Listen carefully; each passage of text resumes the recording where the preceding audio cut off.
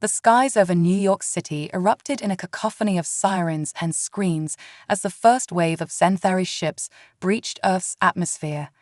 Their sleek obsidian vessels, shaped like manta rays, cast ominous shadows over the panicking crowds below.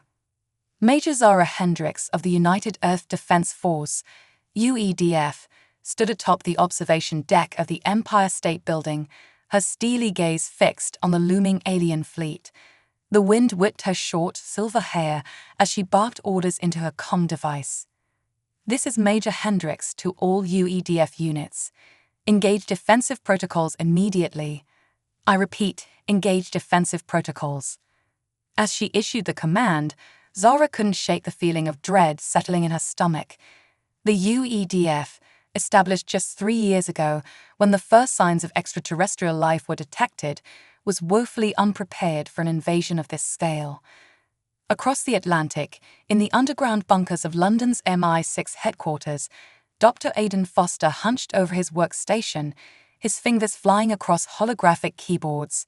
Sweat beaded on his dark skin as he attempted to decipher the alien transmissions flooding Earth's communication channels.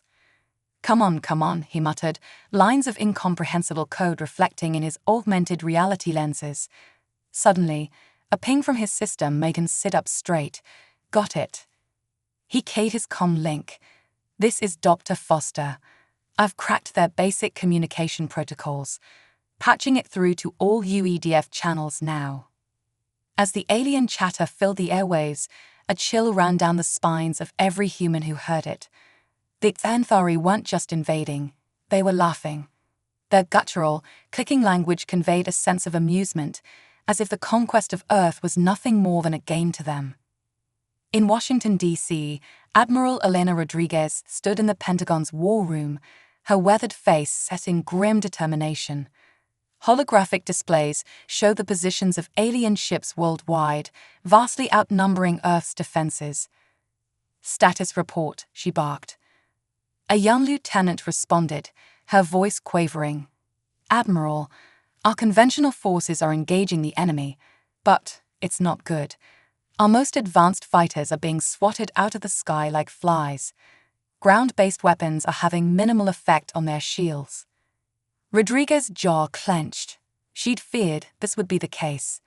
Humanity's best technology was child's play compared to what the Xanthari brought to bear. But she had one last card to play, a card that even most of Earth's leaders didn't know existed. She picked up a secure phone, dialing a number known only to a select few. "This is Trident Actual. Initiate Operation Leviathan. Authorization code: Poseidon's Wrath 997. Thousands of feet beneath the surface of the Pacific Ocean, in a top-secret facility known only as the Trench, alarms began to blare.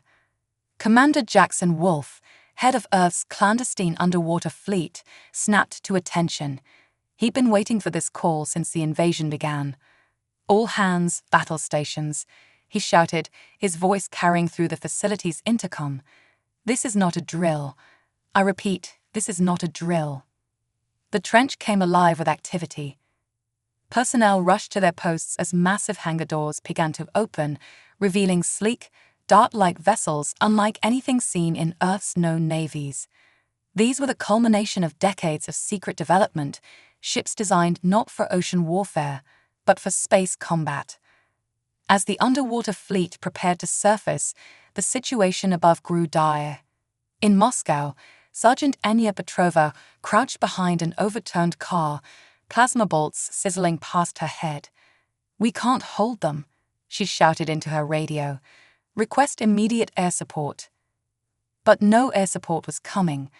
Earth's air forces were decimated, struggling to even slow the alien advance. Anya watched in horror as its Xanthari walker, a three-legged monstrosity bristling with weapons, stomped down the street, crushing everything in its path. Back in New York, Zara Hendricks led a desperate defense of the city. UADF troops fought valiantly, but they were hopelessly outgunned. As she directed her forces from a mobile command center, its Xanthari dropship suddenly loomed overhead. "Incoming," she yelled, diving for cover as the alien craft opened fire. The command center exploded in a ball of fire, scattering debris across the street. Zara pulled herself from the wreckage, ears ringing. She looked up to see its Zenthari warrior standing over her, its insectoid face twisted in what she could only assume was a sneer. It raised its weapon, ready to fire, but the shot never came. A blinding beam of energy lanced through the air, vaporizing the alien instantly. Zara blinked in disbelief as a sleek, unfamiliar craft zoomed overhead. It was unlike any human or Zenthari ship she'd ever seen. Similar scenes played out across the globe. Just as all seemed lost, a new force entered the fray. Ships burst from the oceans, their hulls gleaming with an otherworldly sheen. They engaged the Zenthari vessels with weapons that seemed to bend the laws of physics, tearing through alien shields like tissue paper. In London, Aidan Foster stared at his monitors in shock. "What the bloody hell is that?" he whispered, watching as the unknown ships turned the tide of battle. Admiral Rodriguez allowed herself a small smile as reports flooded in. "That, ladies and gentlemen," she announced to the stunned war room, "is humanity's ace in the hole. Our underwater fleet, hidden from the world and our enemies until this very moment." The Zenthari, caught completely off guard, found their easy conquest turned into a desperate struggle. Their communications, once filled with mocking laughter, now crackled with panicked orders and cries for retreat. Commander Wolf's voice rang out across all human channels. "This is Commander Wolf of the Earth Deep Space Navy to all UEDF forces. Hold the line. Reinforcements have arrived." As the battle raged on, humanity began to push back against their would-be conquerors. The secret fleet, armed with technology reverse-engineered from a crashed alien ship decades ago, proved to be more than a match for the Zenthari Armada. The tide had turned, but the war was far from over. Earth had revealed its hidden strength, and the galaxy would never be the same again. As the initial shock of the Earth Deep Space Navy's emergence faded, the true scale of humanity's secret became apparent. Massive space stations began to rise from the depths of Earth's oceans, their true purpose finally revealed. These weren't underwater habitats, but launch pads for humanity's real space force. Major Zara Hendricks, having narrowly escaped death at the hands of the Zenthari, found herself aboard one of the newly surfaced vessels. The ship's bridge hummed with activity, a stark contrast to the chaos she'd left behind in New York. "Major Hendricks," a voice called. She turned to see Commander Jackson Wolf approaching. "Welcome aboard the EDS Defiant. I hope you're ready for a crash course in advanced xenotechnology." Zara's eyes widened as she took in the ship's interior. Holographic displays showed real-time battle data, while crew members manipulated controls that seemed to respond to thought as much as touch. "How long has all this been hiding under our noses?" she asked, awe evident in her voice. Wolf's expression turned grim. 70 years, ever since Roswell. That wasn't a weather balloon that crashed, Major. It was its Zenthari scout ship. Before Zara could process this revelation, alarms blared throughout the ship. A young ensign called out, "Sir, we've got multiple Zenthari cruisers on an intercept course." Wolf's demeanor shifted instantly from explanatory to commanding. "Battle stations. Major Hendricks, I hope you're a quick study. You're my tactical officer now." In London, Dr. Aidan Foster found himself hurriedly escorted from MI6 headquarters to a waiting VTOL aircraft. "Where are we going?" he shouted over the roar of the engines. His escort, a stern-faced woman in a nondescript suit, simply replied, "To where you can do the most good, Doctor." Hours later, Aidan found himself deep underwater, surrounded by technology that made his MI6 setup look like a child's toy. He was in the heart of the trench, humanity's hidden command center for their secret space program. Dr. Foster, Admiral Rodriguez greeted him as he entered the central command hub. "We need your expertise. You cracked the Zenthari comm protocols faster than anyone thought possible. Now we need you to go deeper. Find out why they're here, what they want." Aidan nodded. cracking his knuckles as he approached a workstation. "I'll do my best, Admiral. But I have to ask, how did we keep all this secret? The resources, the manpower." Rodriguez's eyes hardened. "We did what we had to, Doctor. The world wasn't ready to know. But now? Now we don't have a choice."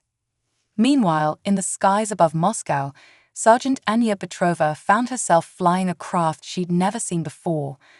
After being overrun by Xanthari ground forces, she and a handful of survivors had been extracted by one of Earth's secret ships. Now, she was piloting a fighter that responded to her thoughts as much as her hands on the controls. "This is Firebird 1, she called over the comm. "I've got a squad of bogies on my 6. Any friendlies in the area?" "Firebird 1, this is Leviathan Actual," a voice responded. "Commander Wolf, coordinating the global defense from the EDS Defiant. Help is on the way. Hold tight." Anya banked hard, her fighter moving with impossible speed and agility. The Xanthari ships on her tail struggled to keep up, their energy weapons flashing past her cockpit. Suddenly, a massive shadow loomed over her. She looked up to see the underbelly of an Earth battleship, easily the size of an aircraft carrier, descending from low orbit. "All small craft, clear the area," a new voice commanded, preparing to fire main cannon. Anya didn't need to be told twice. She pushed her fighter into a steep dive, just as a beam of blinding energy erupted from the battleship. The Xanthari pursuers vanished in a flash of light, vaporized instantly. Back on the EDS Defiant, Zara worked frantically at her tactical station. "Commander, we've got reports coming in from all theaters. The Xanthari are falling back, regrouping around their command ships in high orbit." Wolf nodded grimly. "They're adapting to our capabilities. This was just round 1, people. Round 2 is going to be a lot nastier." As if on cue, Dr. Foster's voice came over the global command channel. "This is Foster in the trench. I've decrypted more of their communications. It's not good." Admiral Rodriguez's hologram appeared on the Defiance bridge. "What have you found, Doctor?" Hagen's voice was tight with tension. "They're calling for reinforcements, Admiral. A lot of reinforcements. And they're talking about something called the Catalyst. Whatever it is, they think it's here on Earth, and they're willing to burn the whole planet to find it." A heavy silence fell over the command channel. It was Wolf who finally broke it. "Well, ladies and gentlemen, it seems we've got their attention. Now we need to make them regret ever setting foot in our solar system." Zara spoke up, her tactical mind already racing. "Commander, if they're regrouping, that gives us a window. We could take the fight to them, hit their command ships before their reinforcements arrive." Wolf considered this for a moment, then nodded. "Agreed. Major Hendricks, begin coordinating with all Earth forces. I want a battle plan on my desk in 2 hours. Dr. Foster, keep digging. Find out what this catalyst is. Sergeant Petrova, I'm promoting you to squadron leader. Get our fighters ready for a space engagement." As the orders were relayed and the Earth forces prepared for their counterattack, a sense of grim determination settled over humanity's defenders. They had survived the initial onslaught, revealed their hidden strength, and bloodied the Xanthari nose. But the real battle was just beginning. In orbit, the Xanthari command ships loomed like dark storm clouds, their earlier amusement replaced by cold fury. They had underestimated these humans, dismissed them as primitive and weak. It was a mistake they did not intend to repeat. As both sides geared up for the next phase of the war, one thing was clear: the fate of Earth, and perhaps the galaxy itself, hung in the balance. And humanity, against all odds, was ready to fight for its place among the stars. The vast emptiness of space erupted into a dazzling display of destruction as Earth's hidden fleet engaged the Xanthari command ships. Beams of energy crisscrossed the void, while swarms of fighters danced deadly ballets around capital ships. Aboard the EDS Defiant, Commander Wolf stood at the helm, his face illuminated by the flashes of distant explosions. "Status report," he barked. Major Zara Hendricks, now fully settled into her role as tactical officer, responded without taking her eyes off her holographic display. Our main fleet is engaging their central command ship. Squadron leader Petrova's fighters are keeping their interceptors busy. But sir, we're detecting massive energy buildups in their secondary vessels. Wolf's eyes narrowed. They're charging weapons. All ships, brace for impact. The warning came just in time. The Xanthari vessels unleashed a barrage of energy that lit up Earth's orbit like a second sun. Several human ships disappeared in blinding flashes, while others limped away, their shields barely holding. "Return fire," Wolf commanded. The Defiant's main cannon thrummed to life, sending a lance of blue-white energy towards the nearest Xanthari ship. The alien vessel's shields flickered and failed, and a cheer went up on the bridge as it split apart. In the skies above what was once Moscow, squadron leader Anya Petrova led her fighters in a daring attack run on a Xanthari troop transport. "Firebird Squadron, form up on me. We've got one shot at this." Her squad acknowledged, falling into formation behind her. Anya's fighter, now emblazoned with a hastily painted image of a phoenix, dove towards the massive alien ship. "Fire everything," she ordered. A hail of missiles and energy blasts peppered the Xanthari transport. For a moment, it seemed like their attack had failed. Then, a series of explosions rippled along the ship's hull. Anya allowed herself a grim smile as the transport began to list, atmosphere venting from multiple breaches. "That's for Moscow," she muttered. Deep in the trench, Dr. Aidan Foster worked feverishly, surrounded by holographic displays of Xanthari communications and sensor data. Admiral Rodriguez stood nearby, her face etched with concern. "Doctor, please tell me you have something," she said. Aidan ran a hand through his disheveled hair. Yes, I've got it." His fingers flew over the controls, bringing up a new display. "The catalyst isn't a weapon or a piece of technology, it's a person." Rodriguez's eyebrows shot up. "A person? Who?" "I don't know," Aidan admitted. "But according to these transmissions, the Xanthari believe this individual has the potential to unlock some kind of cosmic power. They think harness. In this power could give them dominion over the entire galaxy." The Admiral's face hardened. "Then we need to find this person before they do. Can you narrow down the search?" Aidan nodded, already inputting new parameters. "Working on it. But Admiral, there's something else. The Xanthari, they're scared.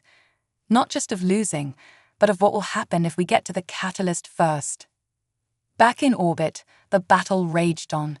The human fleet, though outnumbered, fought with a ferocity that seemed to catch the Xanthari off guard.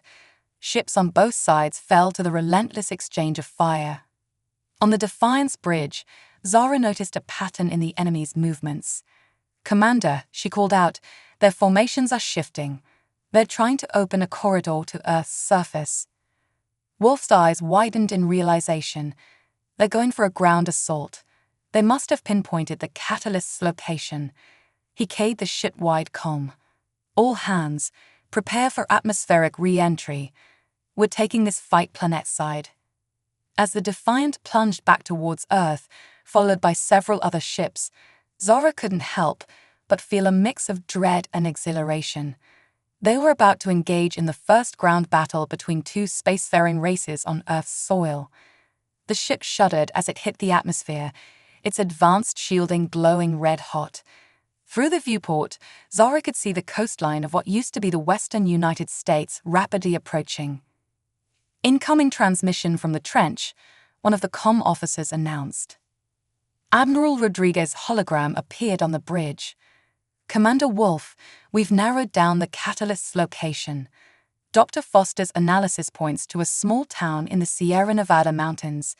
You need to get there before the Xanthari." Wolf nodded grimly. "Understood, Admiral. We'll find this catalyst and keep them safe." He turned to Zara. "Major Hendricks, you're with me. We're leading the ground team." As they prepared to disembark, Zara couldn't shake a feeling of unease. "Sir," she said quietly, "what if the catalyst doesn't want to come with us? What if they don't even know what they are?" Wolf's expression was unreadable.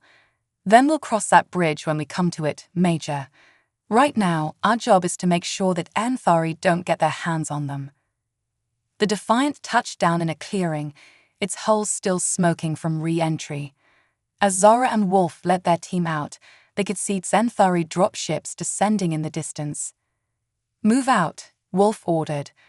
We've got a catalyst to find and a planet to save. As they raced towards the small mountain town, Zara couldn't help but wonder, who was this catalyst, and what power could they possibly possess that would make them the focal point of an interstellar war? The fate of humanity, perhaps of the entire galaxy, now rested on finding the answer to that question.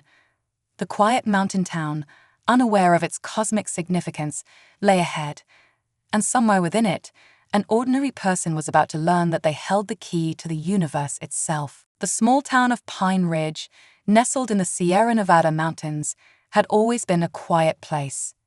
But on this day, the silence was shattered by the thunderous arrival of both human and Xanthari forces. Commander Wolf led his team through the empty streets, their advanced weaponry at the ready. Major Zara Hendricks flanked him, her eyes constantly scanning for threats. "Any signal on the catalyst?" Wolf asked, his voice low. Zara checked the device Dr. Foster had hastily put together before their departure. "Nothing yet, sir, but the energy readings are off the charts. Whatever, or whoever, we're looking for, they're definitely here." A series of explosions rocked the far side of town. The Xanthari had arrived. "Team Alpha, secure the perimeter," Wolf ordered into his comm. "Beta and Charlie, sweep the residential areas. Delta, you're with us." As they moved deeper into the town, a crackling came through their comms. It was Squadron Leader Anya Petrova, providing air support. "Commander, we've got multiple Xanthari dropships incoming. They're not just sending ground troops. Looks like they've brought some heavy artillery." Wolf's jaw tightened. "Understood, Petrova. Keep them off our backs as long as you can." Suddenly, Zara's detector began to beep frantically. "Sir, I've got something. It's coming from the local high school." Without a word, the team changed direction, moving swiftly towards the school building. As they approached, they could hear the sound of Xanthari weapons fire getting closer. Inside the school, they found chaos. Terrified students and teachers huddled in classrooms, the sounds of battle growing ever nearer. "We need to evacuate these civilians," Zara said, her tactical mind already formulating a plan. Wolf nodded. "Agreed. Delta team, start evacuation procedures. Zara, you're with me. We need to find the catalyst before." His words were cut off by a deafening explosion. The far wall of the school corridor crumbled, revealing a squad of Xanthari soldiers, their insectoid eyes gleaming with malice. "Take cover," Wolf shouted, diving behind an overturned desk. Zara followed suit, returning fire with her advanced pulse rifle. The firefight was intense but brief. The human soldiers, with their reverse-engineered technology, proved more than a match for the Xanthari squad. As the last alien fell, Zara's detector began beeping again, more insistently this time. "It's close, sir, very close." They moved cautiously down the debris-strewn hallway. Following the signal, it led them to a nondescript classroom door. Wolf nodded to Zara, who took up position beside the door. With a swift motion, Wolf kicked it open, weapon at the ready. What they found inside was not what they expected. A young girl, no more than 16, stood in the center of the room. Her hands were raised, palms out, and her eyes glowed with an otherworldly light. "Please," she said, her voice echoing strangely, "I don't want to hurt anyone." Wolf lowered his weapon slowly. "We're not here to hurt you. We're here to protect you. You're in danger."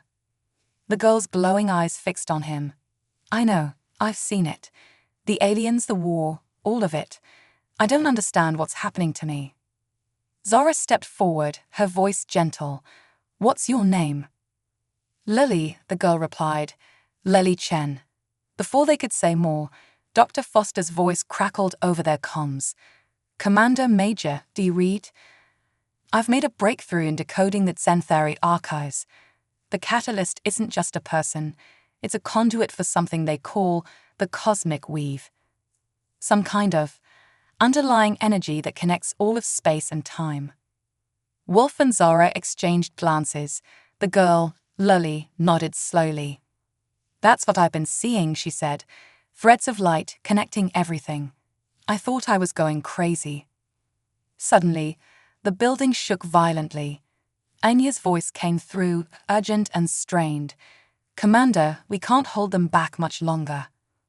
They've brought in some kind of energy cannon.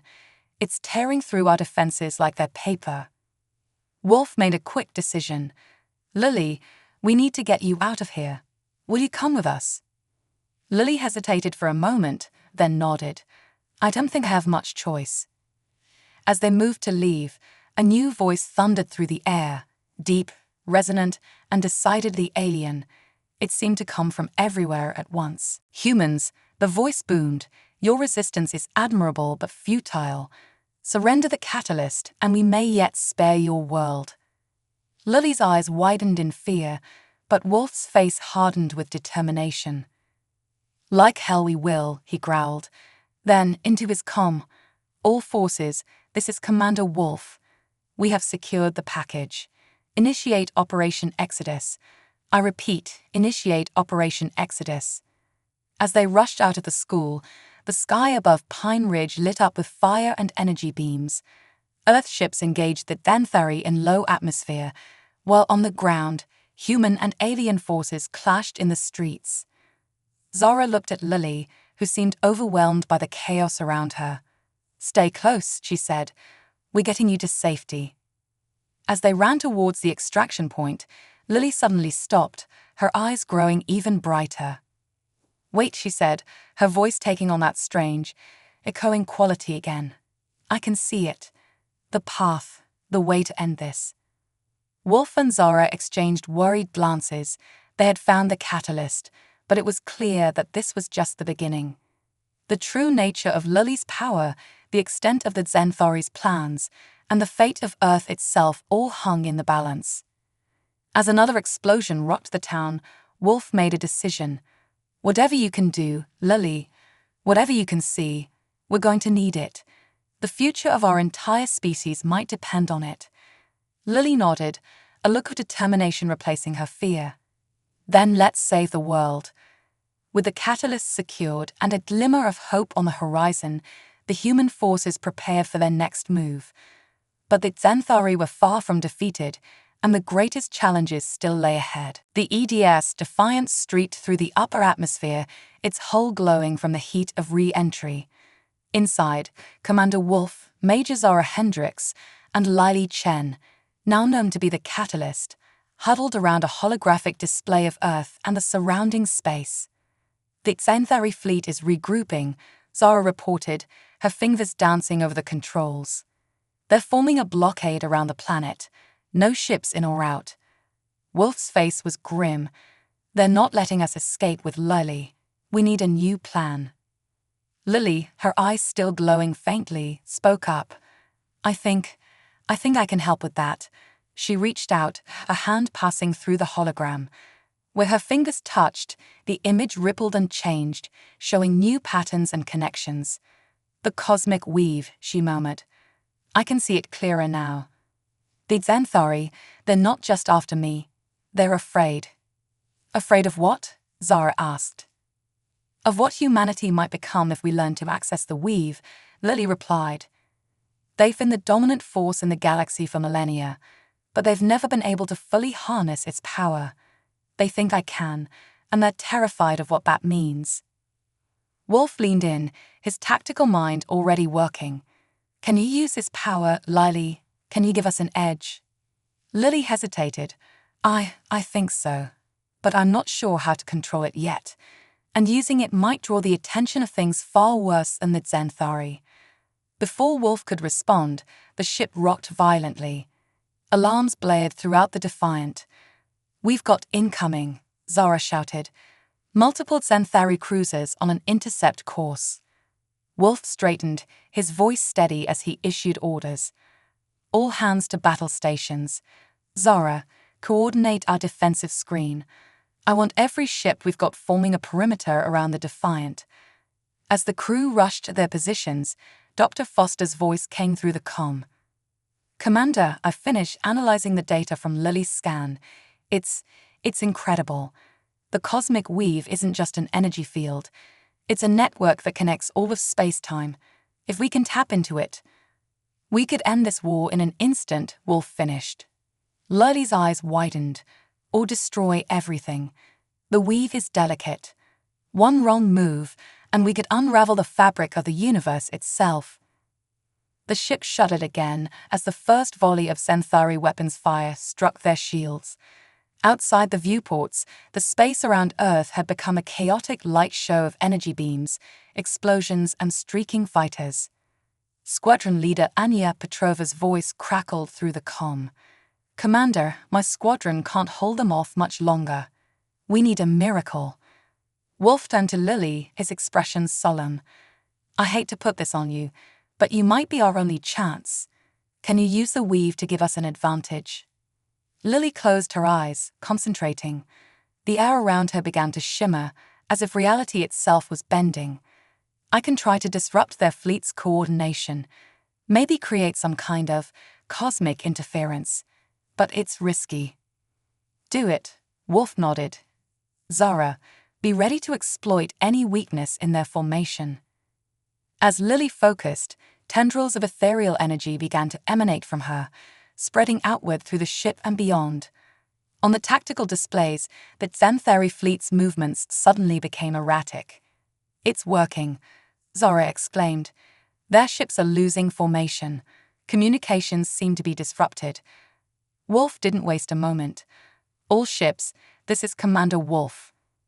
The enemy is in disarray. Press the attack. Concentrate fire on their command ships. The human fleet surged forward, their weapons finding gaps in the Centauri defenses. Explosions blossomed in the void as alien ships fell to the coordinated assault. But the tide of battle was far from decided. The Centauri, realizing the source of their troubles, began to focus their attacks on the Defiant. Shields at 60% and falling, an officer reported, panic edging into his voice. Lily strained, sweat beading on her forehead as she struggled to maintain the disruption. I can't hold it much longer, she gasped. Zara placed a supportive hand on the girl's shoulder. You're doing great, Lily. Just a little longer. Suddenly, a massive Centauri dreadnought decloaked directly above them, its main cannon glowing with building energy. Evasive maneuvers, Wolf shouted, but it was too late. The alien weapon fired, a lance of pure destruction heading straight for the Defiant. In that moment, time seemed to slow. Lily's eyes snapped open, blazing with cosmic fire. No, she said, her voice resonating with power. She raised her hands, and the universe bent to her will.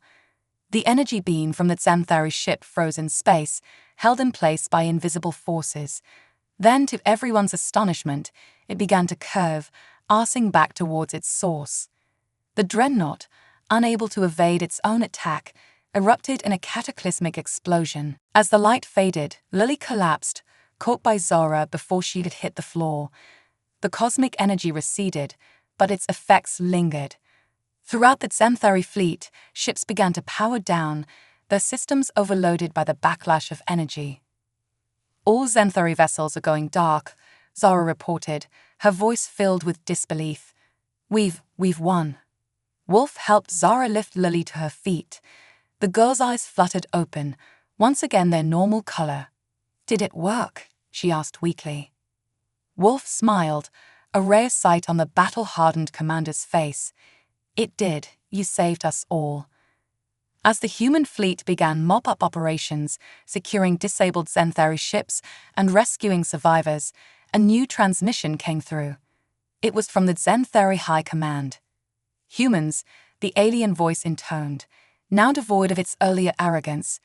We miscalculated. We offer our unconditional surrender. The bridge of the Defiant erupted in cheers. Humanity had faced its greatest challenge and emerged victorious. But as Wolf looked at Lily, still barely conscious from her ordeal, he knew that this was just the beginning. The galaxy had changed forever, and humanity's place in it would never be the same. The dawn broke over a changed Earth. Cities bore the scars of battle, but the sky, once filled with alien warships, was clear. In the weeks following that Xanthari's surrender, humanity found itself grappling with its new reality as a recognized galactic power. At the United Nations headquarters in New York, now partially rebuilt, representatives from every nation gathered for an unprecedented assembly. Commander Jackson Wolf stood at the podium, his uniform crisp, despite the weight of responsibility on his shoulders. "Ladies and gentlemen," he began, his voice carrying to every corner of the globe via holographic broadcast, "we stand at a crossroads. The Xanthari invasion has changed everything. We are no longer alone in the universe, and we can no longer pretend to be." In the audience, Major Zara Hendricks sat next to Lily Chen. The young girl, still coming to terms with her role as the catalyst, listened intently as Wolf continued. "Today, we must decide how humanity will move forward. We have been offered a seat at the Galactic Council, a chance to join a community of spacefaring races. But this opportunity comes with great responsibility." Dr. Aidan Foster, now head of the newly formed Xenotechnology Research Division, leaned forward in his seat. The implications of Wolf's words were not lost on him. "Our victory was made possible by technology we barely understand," Wolf said. "The power of the cosmic weave, as demonstrated by Lily Chen, is both a gift and a potential threat. We must learn to use it wisely to ensure the safety not just of our world, but of all worlds." In orbit, aboard the EDS Defiant, squadron leader Anya Petrova watched the broadcast with her pilots. The ship, once a secret, now served as humanity's flagship in full view of the world. Wolf's voice continued, firm and resolute. "I propose the formation of a new organization, the Terran Cosmic Exploration and Defense Force. This body will oversee our interactions with alien races, our exploration of the galaxy, and our defense against any future threats." The assembly hall erupted in a mix of cheers and concerned murmurs. Zara glanced at Lily, seeing the weight of expectation in the girl's eyes. As the noise died down, Wolf raised his hand. "But we face an immediate challenge. The Xanthari, in accordance with their surrender, have provided us with star charts and faster-than-light technology. The galaxy is open to us, but we are not the only power out there. Some may welcome us, others may see us as a threat." In the depths of the trench, Admiral Elena Rodriguez watched the broadcast, surrounded by holographic displays of newly acquired star maps. The vastness of the galaxy, now within reach, was both exhilarating and terrifying. Wolf's tone became grave. "We have learned that the Xanthari were not the greatest power in our galactic neighborhood. There are older, more advanced civilizations out there.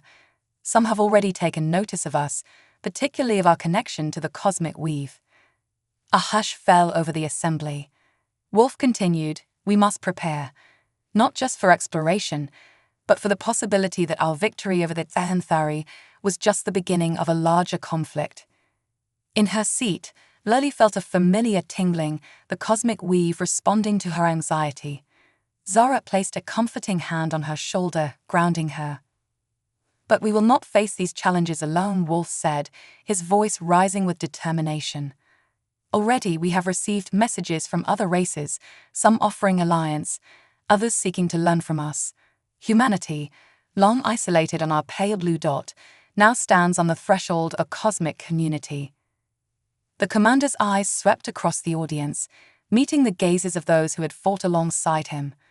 "We have proven our worth. We have shown the galaxy that humanity is not to be underestimated. Now, we must show them what we can achieve in peace as well as in war." As Wolf's speech concluded, the assembly burst into applause. The path ahead was uncertain, filled with both promise and peril. But humanity was ready to take its first steps into a larger universe. In the days that followed, changes came swiftly. the first human embassy on an alien world was established. Xanthari technology was adapted for civilian use, revolutionizing industries overnight. And in low Earth orbit, construction began on humanity's first true starport. Lully, under the guidance of Dr. Foster and a team of human and alien scientists, began to explore the true extent of her connection to the cosmic weave. Each day brought new discoveries, new possibilities, and new questions about the nature of the universe itself. Zara found herself appointed as one of the first human representatives to the Galactic Council, tasked with navigating the complex politics of interstellar diplomacy. Her experiences during the invasion proved invaluable in understanding alien perspectives. Anya Petrova led the first human deep space expedition, venturing beyond the solar system to make first contact with potential allies. The skills honed in aerial combat now served her in mapping uncharted star systems and avoiding cosmic hazards. And Commander Wolf, despite offers of promotion, chose to remain at the helm of the Defiant. As Earth's flagship ventured into the unknown, he stood on the bridge, ready to face whatever the galaxy might throw at them. As the Defiant prepared for its maiden voyage as an official exploration vessel, Wolf gathered his core team, Zara, Lily, Aiden, and Anya, on the observation deck. Before them, the Earth slowly rotated, beautiful and fragile. "Look at her," Wolf said softly. "Everything we've ever known, everyone we've ever loved. And now, we're about to leave it all behind." Lily stepped forward, her eyes reflecting the starlight. "Not behind," she said, a small smile on her face. "We're taking it with us. Earth is not just a place anymore, it's an idea, and we're going to share that idea with the entire galaxy." As the Defiant's engines hummed to life, propelling them towards their first destination in the vast cosmic ocean, humanity looked to the stars not with fear, but with hope and determination. The invasion had tested them, the victory had changed them, and now the universe awaited them. The next chapter of human history was about to be written, not on the pages of a book, but in the endless expanses of space. And whatever challenges lay ahead, Earth would face them united, armed with courage, ingenuity, and the unbreakable spirit that had carried them through their darkest hour. The stars beckoned, and humanity answered the call.